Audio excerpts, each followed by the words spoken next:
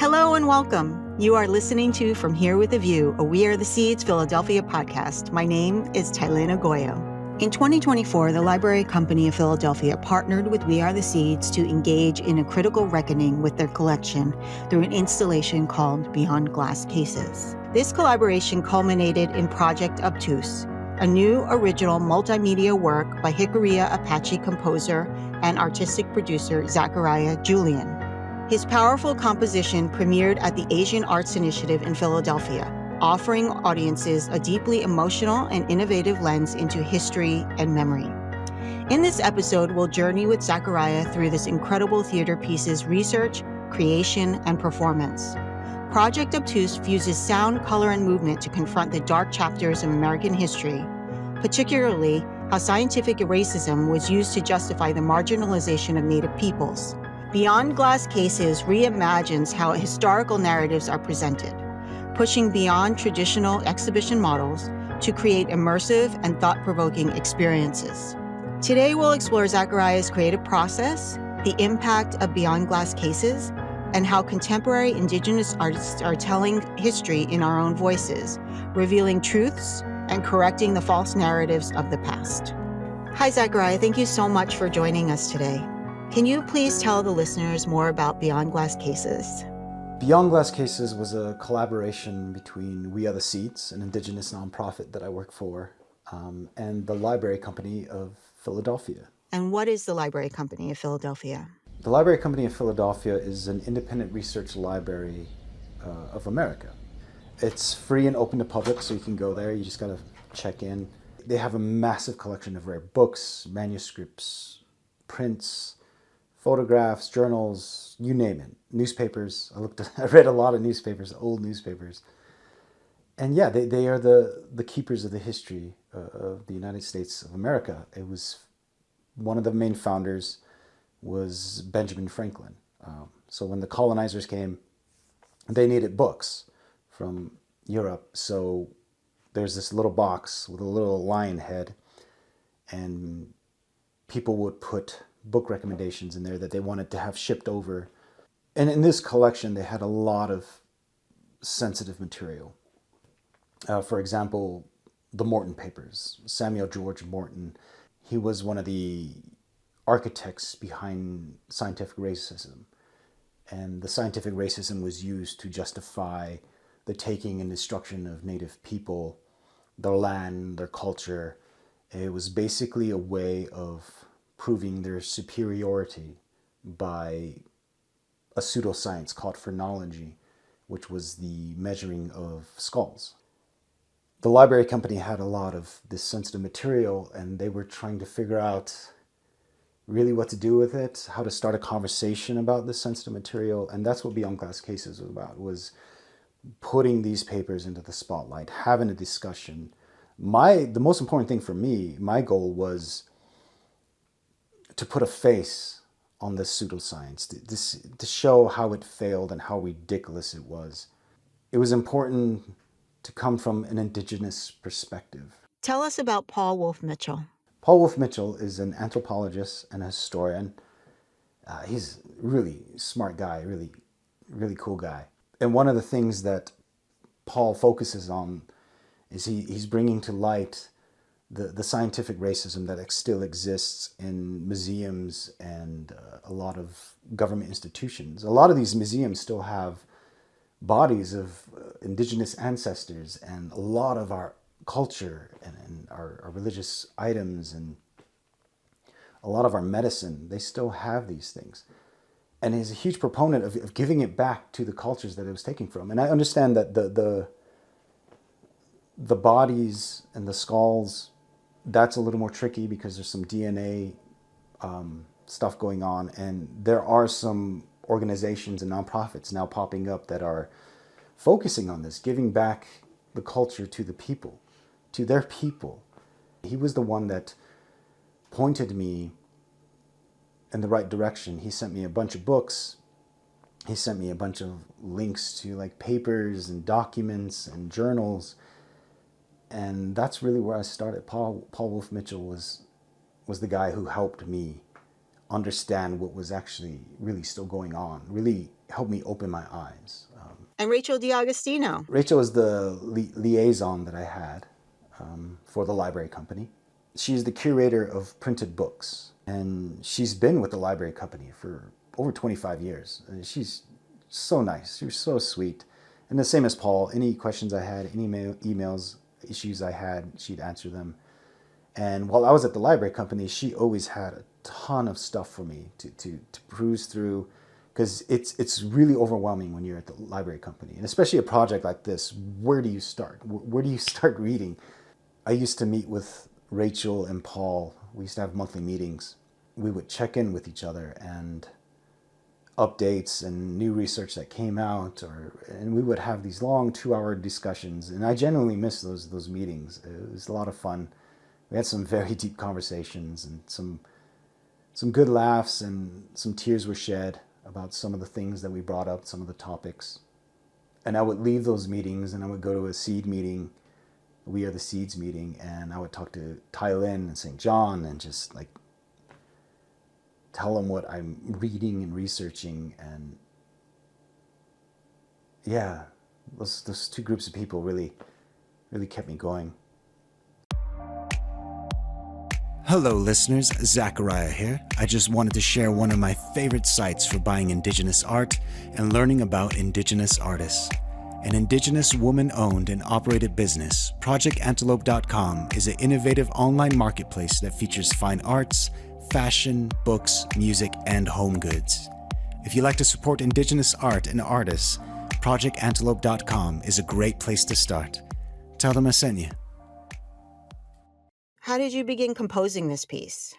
I didn't know where to start this piece. I really struggled. I had a lot of ideas. I was deep in research, and the way Beyond Glass cases worked is there would be 4 cases.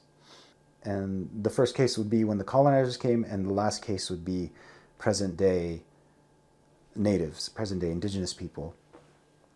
And it was important for us to end on a joyful note.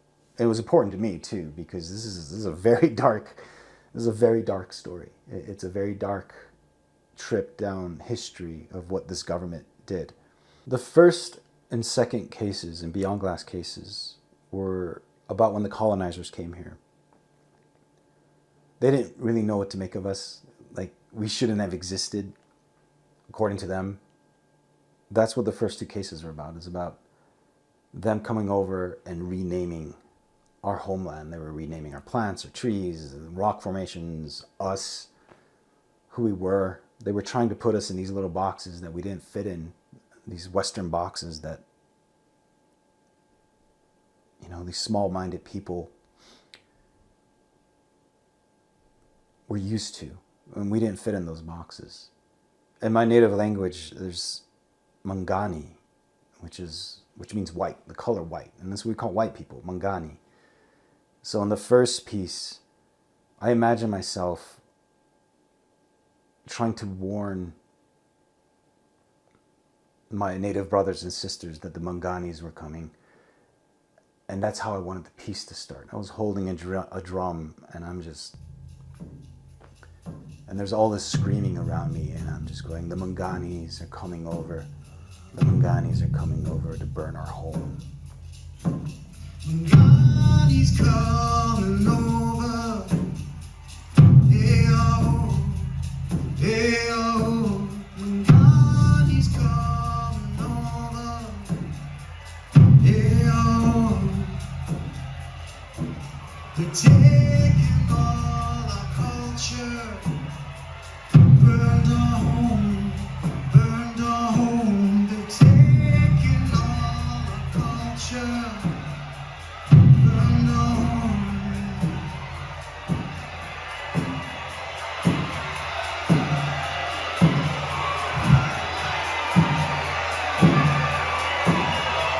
I was inspired by these old paintings. I don't know the name of the genre of these paintings or the style, but it's just the old United States cavalry fighting native warriors, and just the chaos and the violence and how that must have sounded. And I wanted people, the listener, to be uneasy. I wanted them to feel it. I wanted them to be scared, like we must have been, like our ancestors must have been. Archaeology and warfare combined.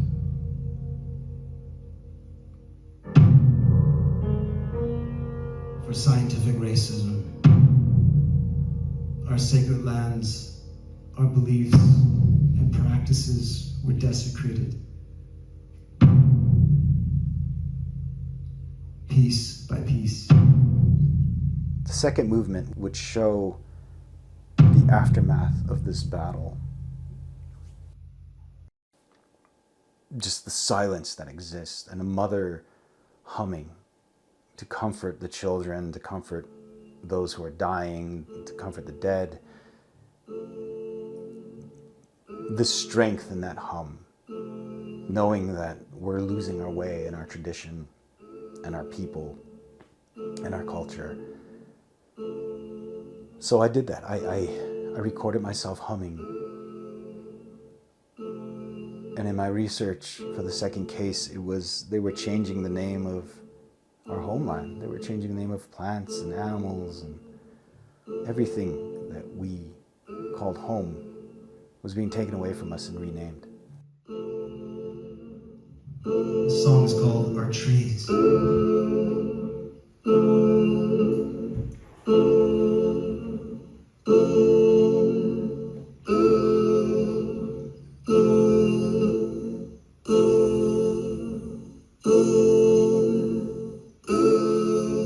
They changed the name of our trees.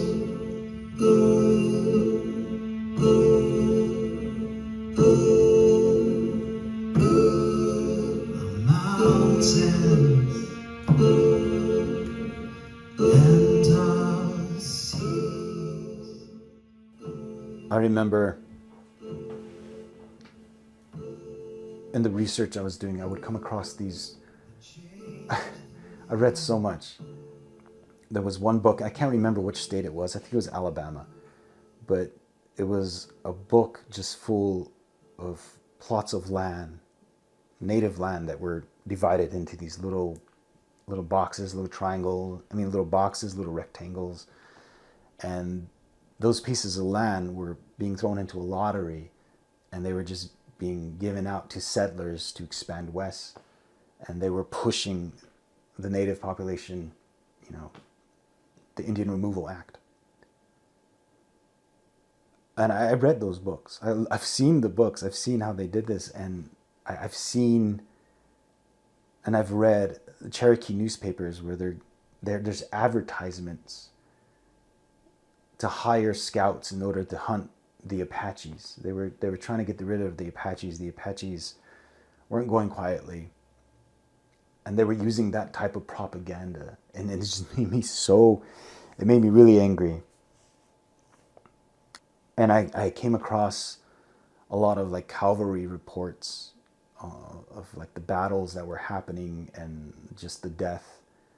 Lewis and Clark, when they were coming out this way and they were coming across, and when they were expanding to the west, and they were coming across just abandoned and burned down native settlements, and they were coming across mounds, ancient burial grounds for indigenous people that were dug up. And it just made me, it just made me really angry.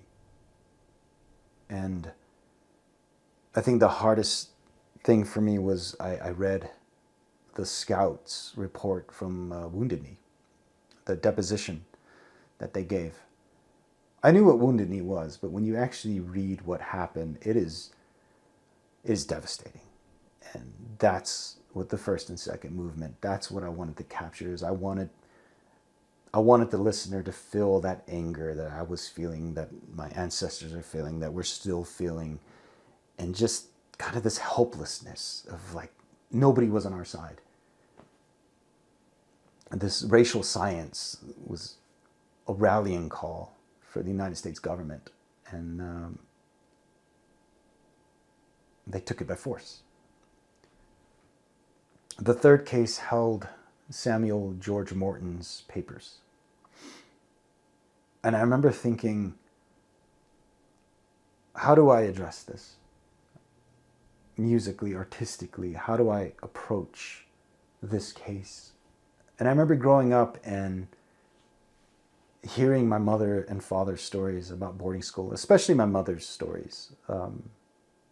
Every once in a while her mask would slip and she would say something to me, because she's a mom and she's protecting her kids. And she would talk about her experience at boarding schools. And for example, I remember going to a restaurant, and it was a Mexican place, and there were baked beans, and my mom wouldn't eat them. And I'm like, these are delicious. Why aren't you going to eat these? And she's like, when I was in boarding school, the baked beans always had insects in them. You could see them. And as a child, I was always like, oh, well, that's really messed up. That's really messed up. But it doesn't really register, because you're eating in a restaurant. You're going to go to the mall later and go watch a movie. So this little thing in my head of like, my mom was in a boarding school, and they abused her and tried to destroy her spirit. All of us. So I knew in order to react to the third piece, I needed to make it personal for me, which meant it would be personal for the listener. So I went up to a reservation and I talked to my parents. I recorded them and interviewed them. And my mother told us her story at the boarding school and the things that she experienced. And there was not a dry eye there. It was a devastating experience. It was something I was regretting doing, going up there, because I knew it would be a very hard day. It was an important day, but it was a hard day. And to this day, after hearing her story, I will never look at sunflowers the same way. And it still gets me. And it was the hardest part of Project Obtuse for me, because I had to edit her interview. And the interview was about 40 minutes. I had to cut that down to 10 minutes. And I listened to it quite a few times. And it just destroyed my spirit for the rest of the day. Every time I had to do that. And then on top of that, write music for this. I had a moment of improv. I knew that was the only way I was going to get through this piece, was to have an understanding of what I wanted to do and just improv in that moment to complement my mother's story. It wasn't about the music. It was about my mother's story and her experience.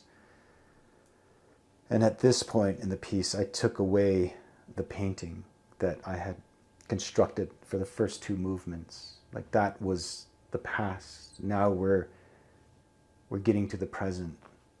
The painting is my mother. She's telling the story now. And during the live performance, I could hear people crying. It was an interesting space to be in, because you're thinking about where you're going next. You're looking at your chord. You're thinking about the chords and the melody that you're doing. At the same time, you're listening to my mother's devastating story, which is really hard for me to listen to every time I hear it. And at the same time, kind of feeding and reacting with the audience. It was very surreal. It was very powerful and painful experience, that third movement. I had really long hair, and we can't cut our hair unless we have our coming out feast, our puberty right feast. Then we can cut our hair. But when I was in the second grade, we had an outbreak of nits, and the matrons just braided her hair and then just got scissors and cut it straight across. And I felt so bad.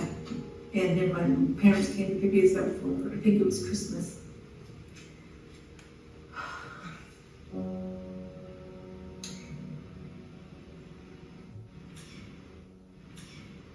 My mother saw my hair. She said, "What happened to your hair?" And I said, "What happened?" She didn't say anything. She started crying.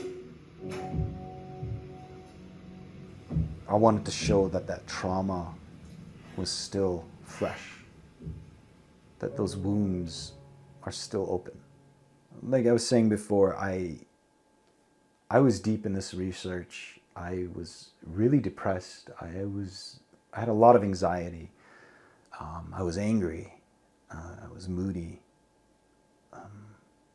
The veil had lifted once you understand how a government divides people just by changing a name, just by changing a definition. Like these are old tactics, and they still work. Approaching the final movement for Project Obtuse, I really struggled with. But the thing that I feel saved it was We Are the Seeds was having their yearly big Seeds Philly celebration at a Cherry Street Pier in Philadelphia.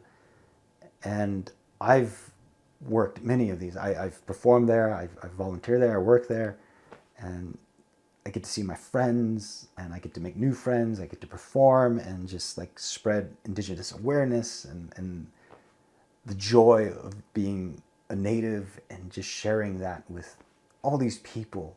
And I love doing that.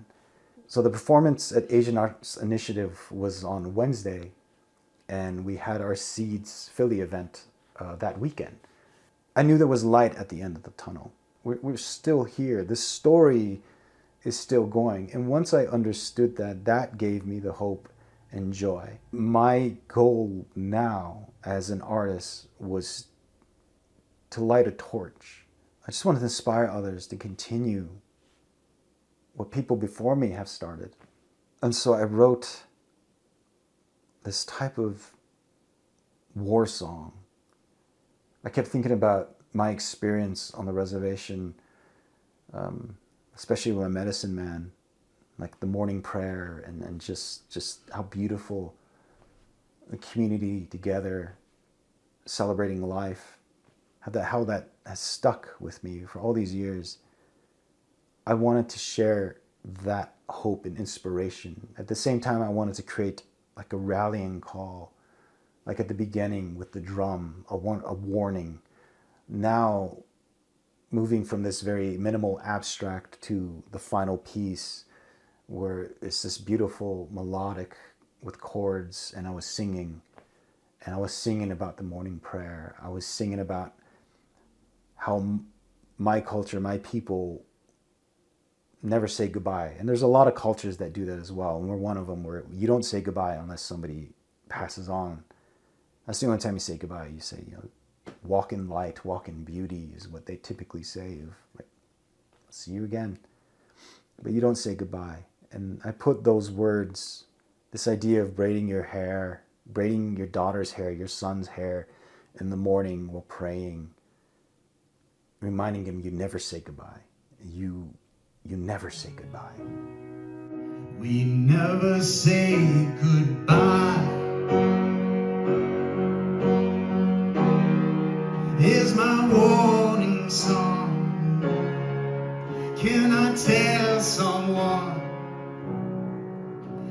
my heart is on fire? No mercy is all I see from this empire. And this is my war song. Can I tell someone that my heart is on fire?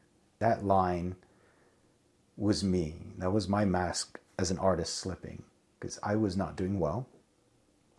Even though I had all the support. I had my friends, my family, my amazing wife. It's just darkness. It was a lot of darkness. And all of that I poured into that final piece of this is what I've learned. This is an evil empire. A government is an evil empire.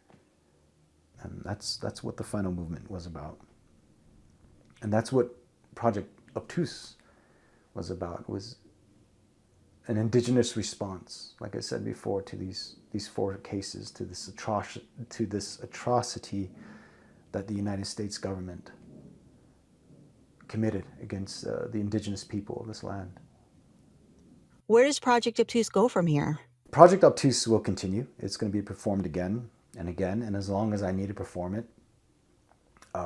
This piece really wounded me, and it's really hard for me to perform, but the feedback and the reaction I got from people telling me that I had no idea. Like, you hear these stories, all these traumatic things that happened, you read these things, but you don't really feel it.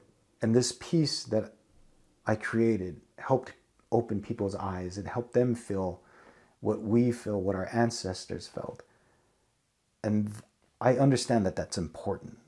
And it makes me want to do it again, even though it does definitely take a toll on me. This story needs to be told. It needs to be told. Finally, where do you go from here? I can't go back. What was that old saying? Once the toothpaste is out of the tube, you can't. That's what happened to me. You see how these institutions work, how the government works, the things that they do, and it's happening today. So where do I go from here? I keep performing this piece. I keep hoping that more and more people will open their eyes and resist and fight back. Musically, I've changed. I'm angry. I'm still angry. But it's different. It's more channeled. It's more directed. Instead of self-destructing or imploding, I've learned to just reflect it back. And I think that's the role of an artist, is to reflect back what is learned, what is absorbed, what is out there, what is in the culture, what is in the wind. That is the role of an artist, is to reflect. I'm going to keep going. I'm going to keep going, taking care of myself, and I will never be the same after this project. I'm very fortunate in that. Yeah. Thank you.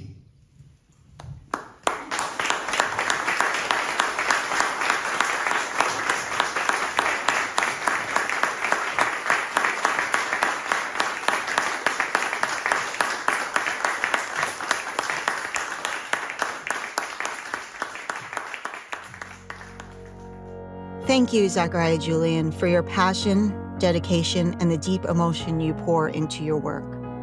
Thank you to Rachel D'Agostino, Paul Wolff Mitchell, and everyone at the Library Company of Philadelphia for partnering with We Are the Seeds and creating the space for Zachariah to do the necessary work of telling these stories. Thank you to Sharon Julian and Ronald Julian, Sonia Ulivari, and the Asian Arts Initiative for generously providing the beautiful space. My name is Tailena Goyo.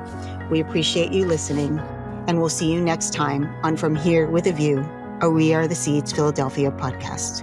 Thank you for joining us for this episode of From Here with a View, a We Are the Seeds Philadelphia podcast. Please subscribe, share with a friend, and leave us a review. You'll be helping us grow our listener community and elevate the impact of our podcast. You can learn more about this podcast at wearetheseeds.org. From Here with a View is executive produced by Michelle St. John with Zachariah Julian and Tailena Goyo producing. Sound mixing and original theme music by Zachariah Julian. To listen to more from Zachariah, follow him on Spotify and Apple Music. From Here with a View logo art was inspired by an original oil pastel drawing by artist Jason Wiesel.